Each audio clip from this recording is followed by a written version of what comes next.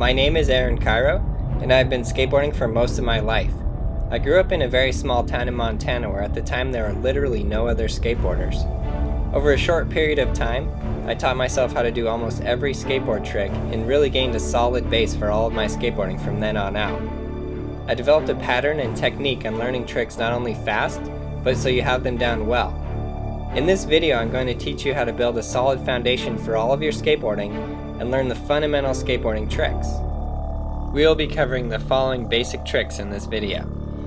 First thing is just riding your board and getting comfortable with your board. Riding includes turning, stopping, and anything in between. The following steps are learning to ollie, frontside 180, backside 180, hop shove-its, frontside shove-its, heel flips, and finally kick flips. These steps are meant to give you a guideline to follow and go from the easiest to hardest.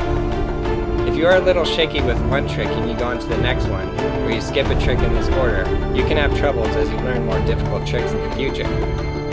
People have learned these tricks in different orders, but this is again just a guideline to make it easier for you and give you an exact path to follow as you learn how to skate. Just as the tricks themselves are broken down into the exact gradient step in learning, so are each step of each trick broken down to give you the easiest possible gradient. This is an example of each step of learning how to ollie. You can practice each step on its own, and if you ever have a problem on one step, you can just go back to the previous step until you get that one, eventually putting it all together until you get the full trick itself. The way I made the video is to break down every step of each trick, starting from the foot position to the very basics of just popping the board and sliding your foot up the board, so you know every part of the trick.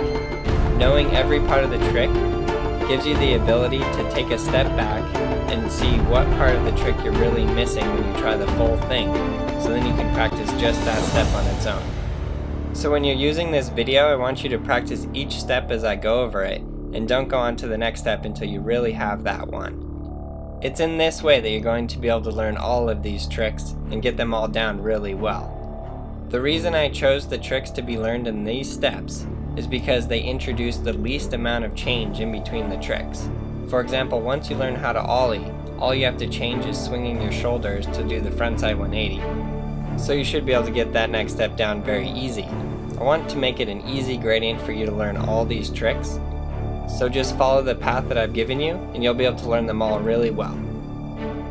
Before you get started skating, I want to familiarize you with your board and all of its parts so you can choose the best deck for you.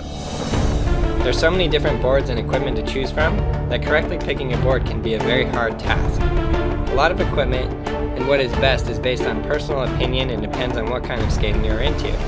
Starting with your skateboard deck, the most important factor here is the width. Skateboards typically range from 7.5 inches to 8.25 inches in width. For tech skating and flip tricks, people generally use smaller width as it's easier to flip, and for ramps and stairs, people generally use wider boards because they have a wider space to land on. Also, how big your feet are is a factor as well, because if you have small feet and you ride an 8-inch board, it'll be very hard to learn kickflips. I wear size 10 shoes and skate a 7.62 width of board, just to give you an example. Grip tape is the rough, blacktop, gritty material that sticks to the top of your board and gives you traction and control of the board. Hardware is what holds your trucks onto the board. The important factor here is just to make sure that they are the right length so the bolt doesn't stick up and that they are long enough to hold your trucks on. Here are your trucks, which you want to make sure match the width of your board. 7.75 trucks for a 7.75 width of board, for example. Next, onto the wheels. Your wheel size is the most important factor here. If your wheels are too big, the board will be too heavy and hard to flip. If your wheels are too small, you will literally be stopped on every crack and rock you hit. I recommend 52mm wheels because they are small enough to flip easily and big enough to roll well in most terrain. Now the bearings are the metal rings inside of your wheels, which allow your wheels to roll. There are many different kinds of bearings, and for beginners I suggest a moderately priced bearing that still works well but won't set you back too much. Now that you're familiar with the different parts of your skateboard, grab your deck and locate the following parts: skateboard deck itself, trucks, wheels, bearings, hardware, and grip tape. Now we'll get on to riding your board.